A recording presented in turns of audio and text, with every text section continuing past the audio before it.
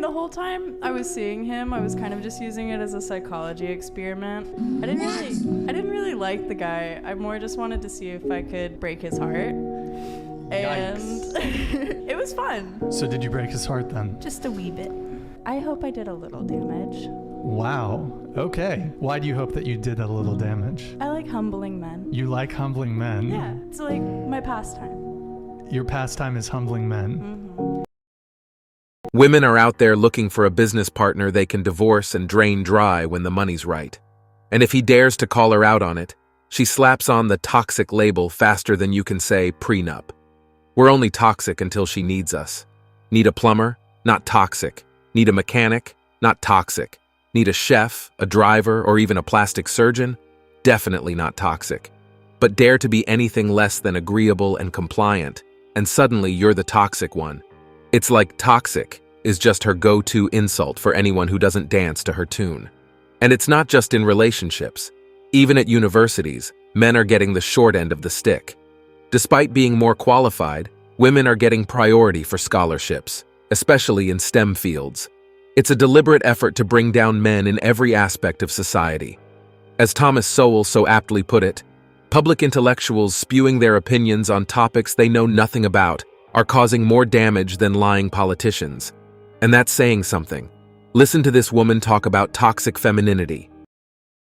Since our society only chooses to focus on toxic masculinity, I'm here to provide you with my list of the top toxic femininity traits. Utter disdain for men. These are the women that categorize all men with the stereotypical toxic masculinity traits. Just because someone has a Y chromosome does not mean that their only intention is to sleep with you, cheat on you, or traumatize you with their uncontrollable aggression and anti-feminist behavior. Always trying to outman men. Same women who want to be equal to men also pray for the downfall of men. Amazing how that works. Ladies, if you spend your entire life trying to prove to men that you can be better than them, you'll attract none of them and kickstart the extinction of the human race. No accountability. Toxic women bask in oppression and victimhood. It's their go-to excuse whenever they're confronted with irrational behavior. If a woman instantly rationalizes her actions with her oppression, you're fighting a losing battle. Inflated egos. These are the women that have literally no respect for themselves, but feel that because they're a woman, they deserve a Wall Street billionaire with a purity ring who agrees with literally everything they say.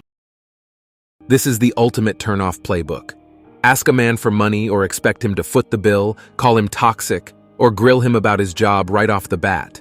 The constant demands, entitlement, and self-centeredness never take a break. It's not just a mood killer, it's a relationship killer. It drives us away faster than you can say goodbye with absolute disgust and disdain. Women these days seem to have forgotten how to play the game. They put in zero effort, show little interest in you, and are only focused on themselves and what you can do for them. It's not that we're stingy or unwilling to help. It's just that if you keep up this behavior, you're doing us a favor by saving our time, money, and sanity. Maybe not so much for you, though. It's mind-boggling when a woman has a laundry list of preferences but thinks a man is wrong for having just a few. Especially when most of her list is superficial, while the man's preferences are crucial for a healthy relationship. That so-called independent woman is afraid of losing her independence because she never had a father figure to provide and protect her. She learned early on that she couldn't rely on anyone else to do it. This is what we call the orphan complex, or orphan mindset. These individuals go through life selfishly, obsessively chasing money, and trampling over others to fulfill their desires. One of the major issues for modern women is their constant need for stimulation. The moment they feel bored or unsatisfied, they cowardly seek excitement elsewhere, often while still in a relationship, hoping for perpetual fun. This behavior is exacerbated by modern technology and our society's short attention span. Contemporary women often display selfish and narcissistic tendencies. They refuse to take responsibility for their actions, preferring to blame others for their self-inflicted problems. They feel entitled to special treatment, want to be placed on a pedestal, and expect others to cater to their needs without reciprocation. Essentially, they're lazy. They only consider getting a job when they can keep all their earnings for themselves, leaving you to foot all the bills. It's simpler, more affordable, and drama-free to be single. Hearing them try to convince a room full of indifferent men that body count doesn't matter because they don't care is akin to us trying to convince them that a man's current income doesn't matter, as he'll eventually earn a lot in the future. They should judge him based on his potential, not his current status. And looking at other parts of the world, not just high-value men, but even the average man has more options and opportunities in Asia than ever before. The values there are different, less entitled than Western women, and they understand what men want and how to treat them. But don't mistake them for being simple or pushovers, as some boss babe feminists claim. You're simply more appreciated for who you are, without needing to meet certain standards. Boss babe women struggle to uplift a man because they see it as a threat to their boss babe image. Instead, they often feel the need to bring him down to their level. Men used to be unattracted to women with big butts. They found them off-putting. Men from the 1970s wouldn't be interested in the women of this generation, which seems obsessed with money and conformity. Perhaps Gen Z should be called the robot or zombie generation. Women often show little interest in men's interests, such as favorite movies, music, or hobbies. They seem only concerned with what men can do for them, nothing more.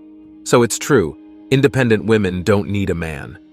But why would a man want to be with a woman who doesn't need or want him? A relationship should be about mutual dependence, which is what marriage was intended to be, as seen in traditional vows across cultures. If you want to keep your morals and values as a woman and not change yourself, that's your choice. Don't change for anyone. However, what I've seen in my life is that men often have to change themselves for their partners. So, I'll say this to guys. If you have your own values and morals, don't change for anyone. Let them want you for who you are. They've assumed the burden of approaching women, making the first moves, and taking every possible initiative, only to find women playing hard to get at every turn, using men for their material gains, and discarding them when a wealthier man shows interest. Men are utterly disgusted by how women monkey branch to other men, driven by their hypergamous nature. Hypergamy, a fundamental aspect of female nature, involves dating up the socioeconomic ladder. While this may benefit women, it's demoralizing for men. Consider a man who earns just enough to cover his bills, provide healthy food, own a nice car, and have a decent apartment. He goes above and beyond to make his partner happy, using his life savings to buy her a diamond ring, support her lifestyle, and even take her on trips. Now, imagine that same woman starts receiving attention from a wealthy businessman who earns in a day what her boyfriend earns in a month. This man finds her attractive and bombards her with messages and DMs. She eventually agrees to meet him and is dazzled by his wealth, showered with luxury handbags, heels, and watches. What he spends on her is a mere trifle for him, but for her current boyfriend, it was everything. Imagine this woman then dumps her boyfriend and starts a full-time relationship with the wealthy billionaire, callously discarding the man who truly loved her. However, the wealthy man eventually tires of her and dumps her after a few months, leaving her stranded and begging her old boyfriend to take her back. While this scenario might sound like a drama or a movie, it's a common reality. Men face this kind of heartbreak every single day. They are expected to adhere to traditional roles, showering women with affection and attention, while women feel entitled to mistreat, disrespect, and discard men just because they have a horde of admirers. When bad things happen to me, this is a lesson from the universe or from God or from the Creator to stand up and show who I am and who I can be, and to take all of the pain and anguish and disappointment and heartbreak and all of this and turn it into a force I can use for good and to make myself a better person. And I think if you don't approach life this way, that you're always going to struggle, because life is hard for everybody. It's going to be hard. It doesn't matter who you are or what you do. You need to be resilient. Men often choose to walk away because, in general, they feel disposable and unwanted, except for what they can provide. Good women are indeed out there, but they are rare and hard to find, with most already taken. So why bother wasting time? If modern women truly want a protector, provider, and everything else they desire from a man, they need to earn it by being loyal, supportive, honorable, and most importantly, by loving the man unconditionally, regardless of his wealth or appearance. You can't just pray for rain. You have to be prepared to deal with the mud too. That's the essence of it. And that's it for today on Sigma Traits. Make sure you hit that like button, smash that subscribe button, and don't forget to ring that notification bell so you can be the first to know when my new video drops. Let us know your thoughts in the comments below. See you all tomorrow.